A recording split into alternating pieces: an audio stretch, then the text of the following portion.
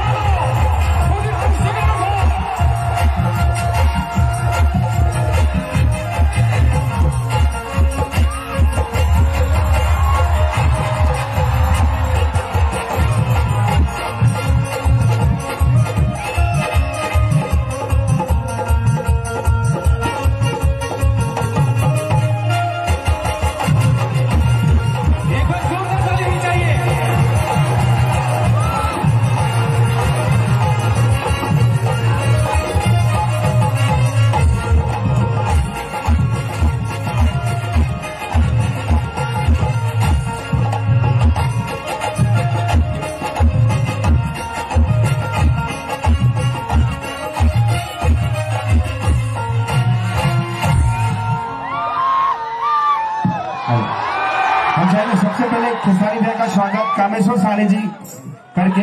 अगर 2 बॉक्स अगर यहाँ हो तो रख दीजिए, क्योंकि मुझे आउटपुट वहां से मिलेगा। यहाँ अगर रहेगा तो मैं यहाँ पे आ सकता हूँ, तो उसको खसका के कर दीजिए। जोरदार ताली हो जाए इस कार्यक्रम का आयोजक कामेश्वर साहनी जी। और इनके लिए कहना है कि किसी को तख्त देती हैं तो किसी को ताज देती हैं, किसी को तख्त देती हैं तो किसी को ताज देती हैं, और मां सरस्वती जब भी प्रसन्न होती हैं तो इनकी जैसी प्यारी आवाज देती हैं। मैं चाहूंगा एक बार जोरदार ताली होनी चाहिए the multi star award winning superstar Khesari Lal Yadav ji के लिए। देखिए, ये माला के काबिल तो हम देखी, इसे जे अगर ये माला के काबिल के बनौले बा तो रउआ सब खेसरिया के बनौले बा। ऐसे ये माला रउआ सब खाती अपन अपन गाला समझ के करके पहन ला लोग। Thank you, love you. हाँ, इसको आगे कर दीजिए, इसको कर देते क्या प्रॉब्लम था। यहाँ इसको नहीं पे रख दीजिए, इसको भी लेके आ जाइए ताकि मुझे आउटपुट यहां से मिलेगा तो मैं इनके पास और नजदीक आ सकता हूं।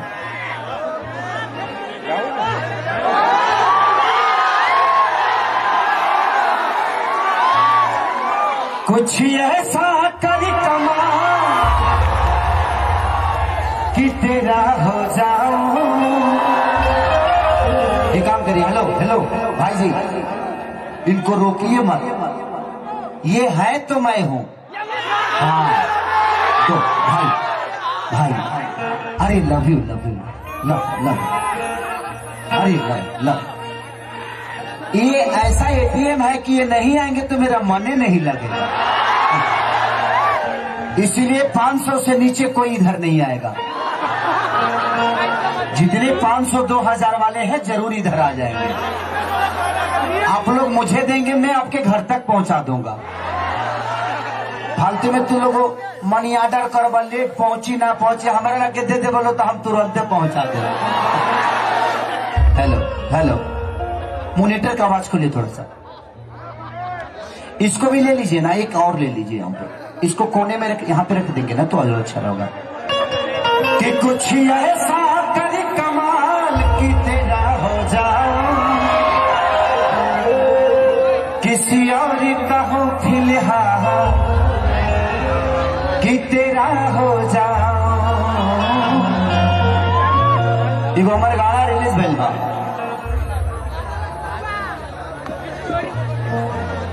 एगो होली में गौले बनी कि होली में बुरा कि देखिया गल जाई कि अरवा रंग सतत काल माल कल चल जाई। Love you. मोनिटर का आवाज बढ़ा के रखिएगा थोड़ा सा,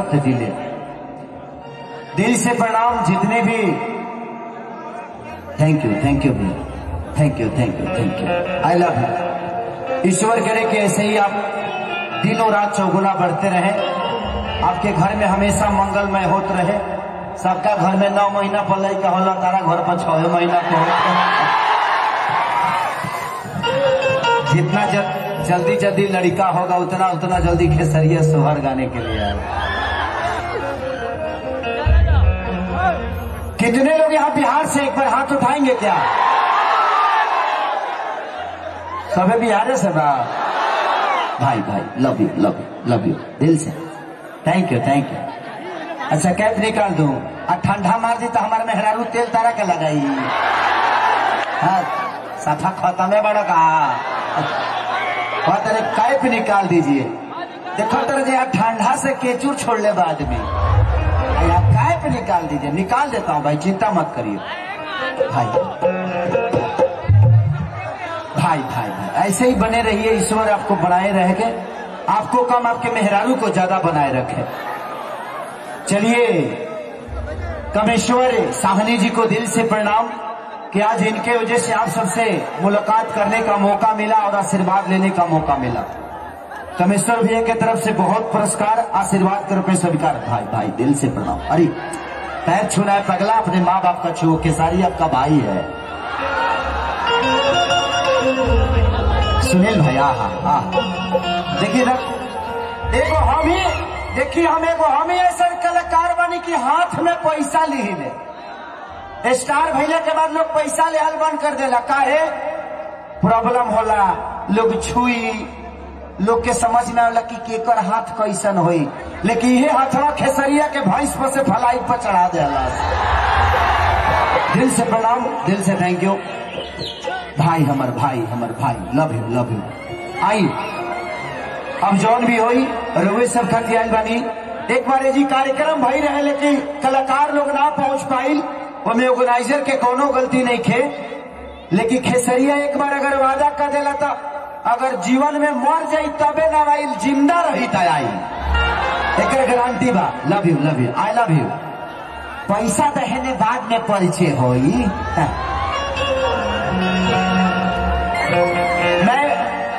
मैं बिग बॉस में गया था, आप लोगों ने देखा था शायद, मेरे जाने के बाद आप लोग बिग बॉस देखे होंगे।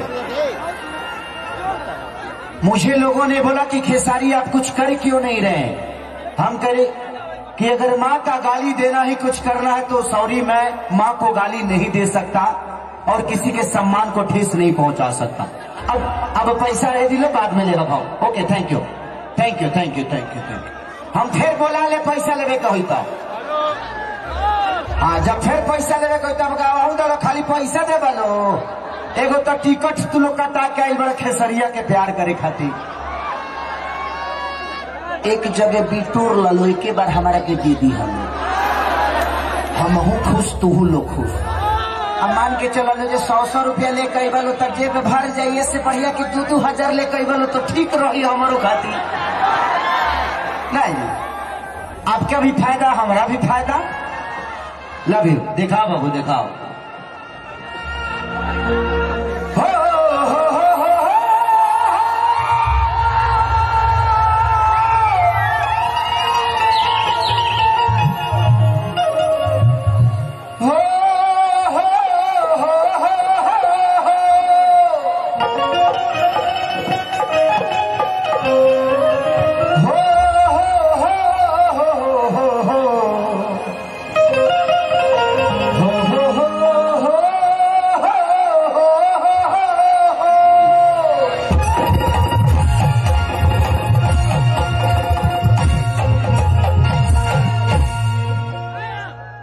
मॉनिटर बिल्कुल नहीं आ रहा है, मॉनिटर में बढ़ा के रखिए थोड़ा सा। और इंस्ट्रूमेंट की भी आवाज मेरे को मिलनी चाहिए, सारे इंस्ट्रूमेंट की आवाज भी इसमें मिलेगी, क्योंकि मैं यहाँ गा रहा हूँ, इंस्ट्रूमेंट नहीं मिलेगी तो फिर प्रॉब्लम होगा। हेलो हेलो हेलो, बढ़ाइए थोड़ा, बढ़ाइए। हेलो हेलो, बढ़ाइए। हेलो हेलो हेलो, बढ़ाइए। जले सीटी न मारे तब ले बढ़ाइए। हेलो हेलो हेलो, देखिए तो अब मैं मतलब के चिरकुट वाला मोबाइल हमको दे दिए थे, कह रहे हैं कि काहे गड़बड़ा रहा है। कि जय गणेश मंगल करना विघ्न हरो गणराज, एक दंत करी बलि बजना, सीधी करे ममता। ओम जयंती मंगला काली भद्र काली कपालिनी, दुर्गे क्षमा शिवा धात्री, स्वाहा स्वधा नमस्तुते।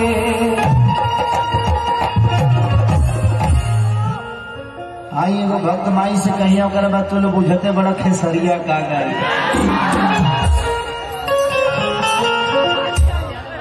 कि गोरी तोरी चुनरी बझल को जान मारे लहंगाई लखन हुआ, कि नवंबर में जईबू हमारी जान, तो दिसंबर में देना रही।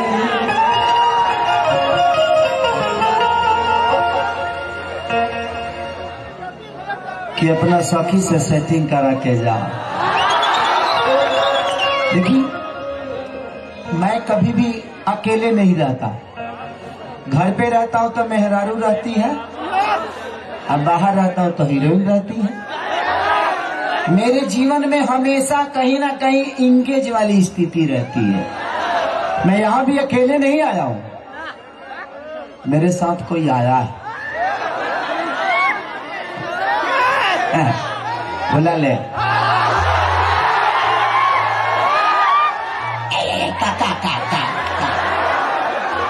अपना मेहरारू के देख के तना खुश ना हो खबालो, या तना खेसरिया के हीरोइन के देख के खुश होता है। कि गाहे बड़ाऊ खमजन सहिया लही का सुताई की तहारा। मैं चाहूंगा कि सुभी जी अगर मेरी आवाज को सुनते हैं तो प्लीज आप आ जाइए, एक बार लोगों से आशीर्वाद लेकर चले जाइए, क्योंकि बड़े प्यारे लोग हैं। बिहार यूपी की धरती ऐसी है कि यहाँ सिर्फ प्यार ही मिलता है, पैसा मिले या ना मिले प्यार मिलेगा। और तो मैं तो एक बार बोल दूं तो अभी आप लोग लाइन लगा देंगे पैसा के लिए, लेकिन अभी नहीं बोलूंगा। हर एक गाना के बाद 10 मिनट सिर्फ पैसे के लिए रहेगा।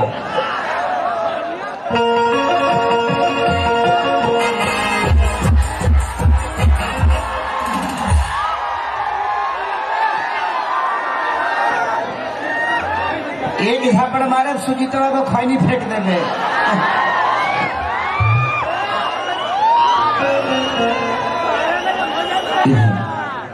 हम तरह नहीं खिलौकती है लो लौकता। ये शोभी जी हैं, ये जयपुर से हैं। ये बहुत सारी सिनेमा मेरे साथ इन्होंने किया है। मुझे लगता है कि 7-8 सिनेमा इनके साथ मैंने किया है, जिसमें एक बहुत बड़ा हिट सिनेमा मेरा था आतंकवादी। कि यहाँ इस हागिरत जहिया,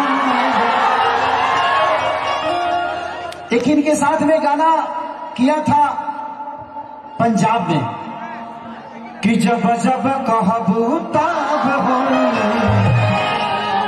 अलभ कहला साब।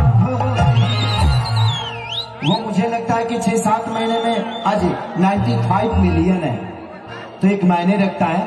ये जयपुर के भी हो के हम उत्तर भारतीयों के लिए, हम बिहार के लोगों के लिए इतना प्यार बरसाती हैं, तो मैं चाहता हूं कि एक जोरदार ताली से इनका स्वागत करना चाहिए आप सबको। आप थोड़ा अपने देवर लोगों से बात कर लीजिए, सॉरी भसुर लोगों से बात कर लीजिए। कोई सीटी मारा था, मार के मुंह देख लिया। अब आप लोग देवर नहीं भसुर हो गए हैं। आई एम छोटा खेसारी, यू आर बड़ा भैया। भैया कह के सबको संबोधित करने का मना कर रहे हैं। सब लोग बोल रहे हैं नहीं नहीं नहीं, देवर ठीक है, देवर ठीक है ना। का हाल चाल बा? देवर ही ठीक बा। सुन नहीं, देवर जी का हाल चाल बा? रबा के एकदम ठीक ना? सीटी भी बज रही है। क्या बोल रहे? सीटी तो मरबे करिए से दूसरे के सामान देख के यही में चिल्ला लो।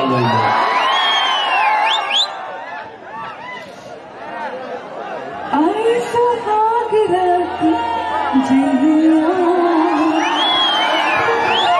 चर चर करे चरकैया देख मुझकाई करे हैया लिलिया मंगलिया से का हो खिलाड़ी जी। अरे कवैया है। चलिए दिल से थैंक यू। अब सुबह जी आप बैठ जाइए, तनी हम भजन कर लियो, करवा तरह संग भजन होई, ठीक है ना।